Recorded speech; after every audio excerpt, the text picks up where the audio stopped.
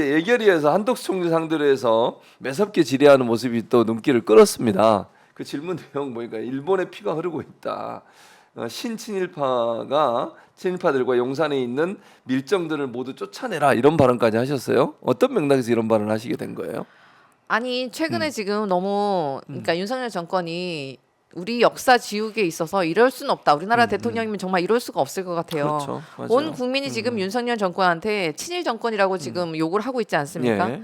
가장 어처구니 없는 게 지금 그 안창호 인권위원장 후보부터 시작을 맞아요. 해서 예, 예. 예, 독립기념관장부터 시작을 해서 지금 뭐 이진숙 방통위원장 예. 그러면 하나같이 모든 우리의 역사기관들 동북아 역사재단 국사편찬위원회 뭐 한국중앙연구원 모두 뉴라이트들이 수장을 맡게 되지 않습니까? 예, 맞습니다. 이런 사태를 대통령한테 직접 물어볼 수가 없으니까 대신 나온 본인이 나와 네. 있으니까 일단 그렇죠. 나와 책임 있으니까. 총리라고 본인이 맞아요. 얘기하셨으니까 그렇게 책임 얘기하죠. 총리라면 그런 장관직 국무위원에 대한 제청과 해임 권한이 있지 않습니까? 그러니까 전부 다 해임했어야 되는 거 아니냐고 제가 질의를 한 거예요. 예. 네, 한덕수 총리는 정말 대단하시던데 왜요? 그동안 이제 어땠어요? 좀 경험이 많이 쌓이셨는지 예전에 좀 유하게 얘기했잖아요. 저는 좀 유하고 예. 부드럽고 요즘 이러셨다는 근데, 것 같은데 예. 제가 첫 질의했습니다.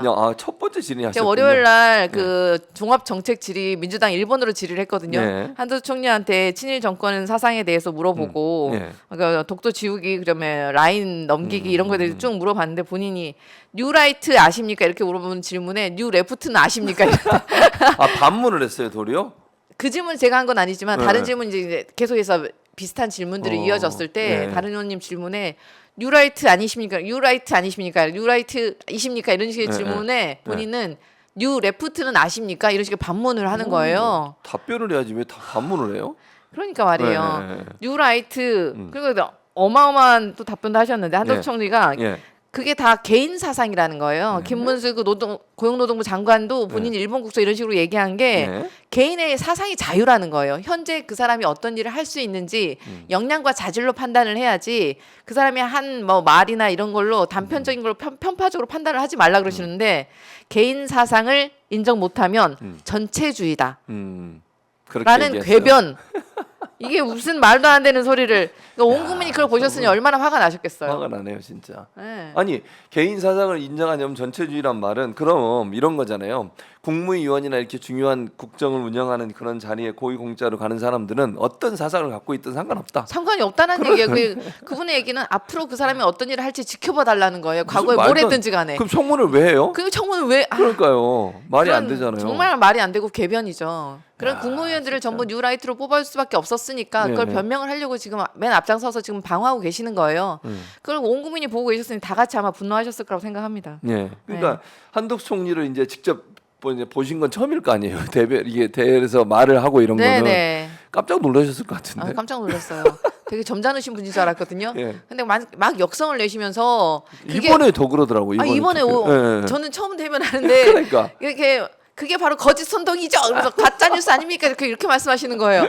와, 너무 진짜. 뻔뻔스러운 거예요. 그러니까요. 너무 뻔뻔한 거예요. 본인도 아니라는 거 알 텐데 경제는 그러겠죠. 살아나고 있다고 계속 강변하시는 거예요. 말도 안 되는 얘기를. 경제는 살아나고 있고 의료는 문제가 없고 정말 현실과 동떨어진 무슨 판타지 진짜. 속에 살고 있나? 제가 볼 때 본인이 좀 아파 보셔야 정신 차리실 것 같아요. 병원에 가는데 막 참 본인이 마냥 아프셔가지고 네. 병원 갔는데 치료 못 받고 그런 얘기가 나올 수 있을까요? 아니면 본인 당연하죠. 가족이든 누구든 지금- 그런 얘기를 하시면 안 되지. 지금 저도 그렇지만 저도 예, 지금 예. 새 아이의 엄마인데 예, 우리 예. 가족 누구라도 그리고 아프면 큰일 노모님도 나요. 계시는데 예, 예. 아프실까봐 정말 걱정이에요. 정말 걱정해요. 지금 이 시국에 어디 네, 아프면 네. 응급실도 큰일 못 가고 납니다. 병원도 못 가고 예. 이제 아프지 않는 것밖에 방법이 방법이 없고 없죠. 뭐 전화할 수 있으면 한덕수 총리한테 제가 맞아요. 또 의료 체계 재난 수준의 의료 붕괴 상황에 대해서도 물어봤는데 예. 이런 말 했잖아요. 환자 뭐라고 곁을 떠난 전공의가 시작이다. 그렇게 떠나게 만든 사람이 누구냐고 이 말. 그거 전 국민이 다 아는 사실이잖아요. 전공의 그렇죠. 떠나게 만든 사람이 누구예요? 거기가 윤석열 시작인데 대통령이죠. 의사들이 현장을 떠나기 시작이라고 말을 하는 거예요. 총리가. 아니, 진짜 이거 정신 나간 거 아닙니까? 이게 진짜 이해를 못 이게 하겠네. 무책임한 국무총리, 네. 무책임 총리예요. 무책임한 국무총리. 전화할 수 있으면 경증이래. 무슨 말도 안 되는 이 차관이 그런 얘기했죠. 또. 네, 복지부 차관 그런 네, 얘기하고 네. 민생 파탄 나면 모두 다 국민 탓이에요. 야, 진짜. 아니 그러니까 의대 정원 2,000명을 아무 근거도 없이 과학적 근거 없이 그냥 막 밀어붙여 가지고 이런 네, 문제가 맞습니다. 발생한 건데 네. 그걸 의사들이 문제다?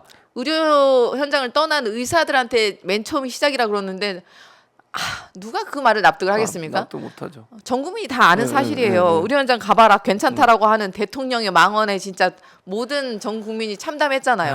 혼자 그러니까요. 달나라에 살고 있는 거냐 저 뭔 상황. 본인은 의사가 지금 그렇게 주치의도 있고 하시니까 50명이 있다는 얘기가 있더라고요.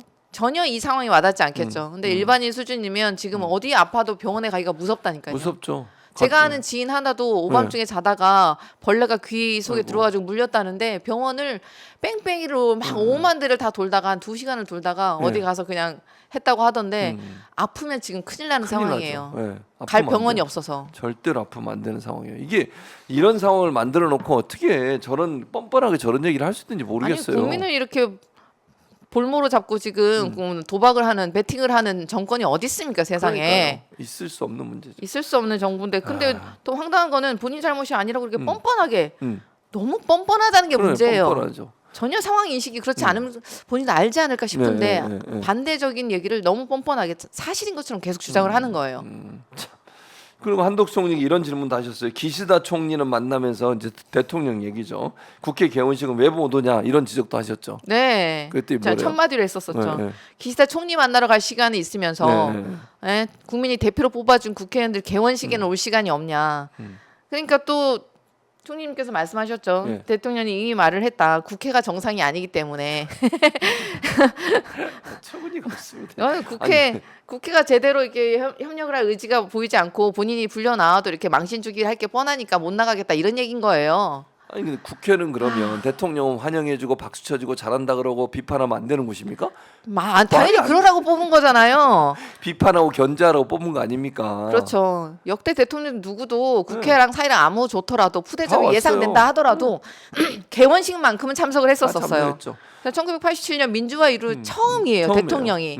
게다가 이번에 개원식 본인이 안 오신다 그래가지고 우리 개원식 이렇게까지 늦게 한 거잖아요. 네, 맞아요. 한번 미뤄지고 95일 95일 만에 개원식을 했잖아요. 본인 한 사람 때문에 그렇죠. 오실 가능성이 있을까봐 네. 싶어가지고 네. 이만큼 양보를 했는데 무슨 소리예요. 그러니까요. 아니 그리고 예전에 문재인 전 대통령이 연설하실 때도 보면 그 지금 국민의힘 전신 막 검정 마스크 끼고 잡담하고 노무현 전 대통령 오실 때도 잡담하고 일어서지도 않고 박수도 안 치고 이랬던 사람들이 그래도 왔어요. 그래도 와야죠. 네. 아니 국회가 가진 의미가 뭐겠어요. 국민의 국민의 대표이자 그렇죠. 민의가 모여 있는 전당이고 민주주의 산실인 건데 이거는 국민한테 등 돌린 것과 똑같다고 보입니다. 거죠. 네. 윤석열 대통령이 국회 개원식에 불참한 거는 네. 국민의 쓴소리는 듣지 않겠다. 강력한 불통의 표현이죠. 그래서 맨날 시장만 가나 봐요. 사진 찍고 좋아하니까 사진 찍으려고. 박수 치고. 네, 사진 찍으려고.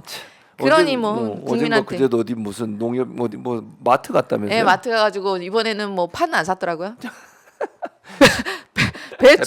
배추와 물을 사면서 이렇게 그래도 가격을 혹시나 예전에 이제 배웠던 이제 레슨스 런드가 있는 거예요. 뭐 교훈을 얻으셨는지 가격은 안 물어봐. 이제 숫자는 대답을 그러니까 질답은 어차피 정해놨을 거니까 그렇겠죠. 앞으로 어떻게 될까요? 쭉 안정될 거예요. 이런 질답을 이 정도 안전빵으로. 예, 안전하게.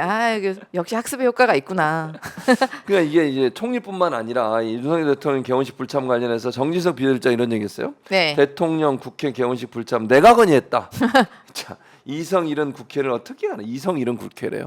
그 말 딱 듣는 순간 네. 이성을 잃었구만. 네. 누구나 그렇게 생각했을 거예요. 지금 이성을 잃은 건 정재석 비서실장과 윤석열 대통령과 그 정권 아닙니까? 그렇죠. 이건 이성을 잃었다라고밖에 평가할 수가 없어요. 아니 이 정진석 이분은 5선 의원이에요. 네. 그리고 국회 부의장까지 했던 사람이에요. 그랬던 국회를 사람이. 이따위로 무시해도 되는 겁니까 대체? 아니 그러니까 이렇게까지 자기가 국회에서 그렇게 오랫동안 녹을 먹고 국회의원 활동을 하고 부의장까지 했던 사람이 입법부를 무시하는 이런 대통령 행동에서 그러면 안 됩니다. 가셔야 됩니다라고 얘기하는 게 정상입니까?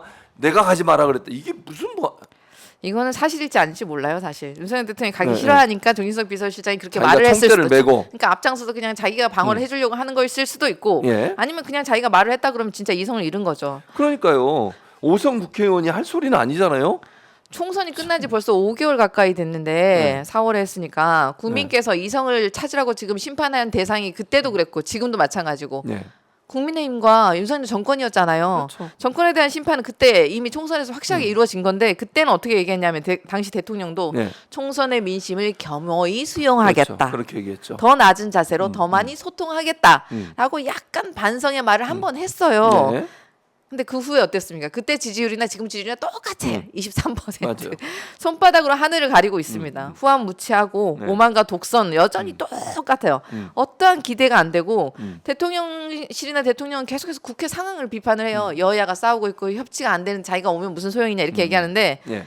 사실상은 윤석열 대통령이 불통을 하게 여권의 그런 뉘앙스로 계속 오더를 내리고 있다고 생각합니다. 그래서 멈춰서다 못해서 우리나라가 우리 국회의 이 파행이 책임 사실상 윤석열 정권이 불통한 게 문제예요. 그렇죠. 예, 맞아요. 가만히 있는 것도 문제인데 오히려 뒷걸음질 치게 만들고 있어요. 모든 전반적인 사회 지표와 민주주의를 퇴행시키고 있죠. 너무 어디까지 퇴행시킬 수 있을지 오히려 온 국민의 걱정거리잖아요 지금. 그런 상황이죠. 예. 아니 그리고 제가 볼 때는 이제 윤석열 대통령이 예전에 2022년으로 제가 기억한 그 취임하고 얼마 안 돼서 국회를 한번 온 적이 있었어요. 그 당시에 뭐라고 자기 의회주의자래. 진짜 웃기다. 진짜 웃기죠. 지금 이런 코미디가 어디냐? 개콘인데. 진짜 있어요. 그 영상이 의회주의자 자기는. 무슨 말인지 알고 하는 건가? 모르겠어요. 아는지는. 무슨 말인지 모르는 거 개콘이죠, 아니에요? 개콘. 자기가 의회주의자래요. 의회를 존중하고 의회를 뭐 어쩌고 저쩌고. 정말 이러놓고 안 와. 정말 웃기는 소리를 하고 있네요. 자기 말로 자기를 부정할 수 있어요. 예, 자기가 무슨 말을 하는지 잘 모르실 수 있다라는 게 지금 사람들의 평가예요. 약주를 너무 많이 하셔가지고. 자, 그다음에 퇴임을 앞둔 기시다 총리가 금요일 날 1박 2일 일정으로 방한을 한다고 합니다. 당초는 당일 왔다가 당일 날 가는 걸로 했다가 윤 대통령과 이 언론 보도예요. 윤 대통령은 꼭 1박을 하면서 회포를 풀고 싶다. 아휴. 이게 뭐 하는 거죠? 아니, 정상회담을 회포 풀러 오는 거예요? 아니 지금 그 기시다 온다고 하니까 네. 기사들 헤드라인이 기시다 윤 대통령과의 브로맨스 보여줄까? 퇴임 한 달 앞두고 오는 기시다 이번에 무슨 선물 받아갈까? 기시다 총리 방한 소식이 전해지고 난 다음에 온 국민이 걱정거립니다. 예. 이번에도 또 뭔가를 또 던져주려는 거 아닌가? 그렇죠. 윤석열 정부가 국민 혈세로 지금 후쿠시마 오염수 관련해서 일본의 예. 입장만 맨날 홍보하고 예. 강제징용이 제3자 변제안도 밀어붙였고 그랬죠. 강제 동원한 조선인 추모비 철거도 묵인하고 맞아요. 사도광산 유네스코 등재도 동의하고 네이버 라인도 내어주려고 하고 독도는 여기저기서 다 철거하고 있고 맞아요. 셔틀 조용 외교가 문제. 아니라 완전히 빵 셔틀 외교고 매국 외교를 하고 있다는 거 온 국민이 다 알고 있는데 네. 사실 국제 외교에서는 말과 행동 그 사소한 거 하나하나가 모두 함의와 목적이 있는 거잖아요. 그렇죠. 근데 기시다 총리 퇴임을 앞두고 예. 굳이 우리나라에 와서 1박 2일 동안 회포를 풀겠다고 하니까 마지막까지 우리한테 뭔가 뽕을 뽑으려고 하는 게 아닌가. 아니 그리고 우리가 계속 뭘 주니까. 그러니까 그냥 오면 뭘 선물을 주니까. 네, 기시다 총리에게 퇴임 선물이라고 이번엔 또 어떤 국익을 내줄 것인가가 전 국민의 걱정거리예요. 다 이게 국민이 이렇게 불안에 떨게 하는 정부가 말이 됩니까? 말이 안 되죠. 네, 대한민국의 자존심과 역사를 네. 다 짓밟고 국익만 내주고. 예.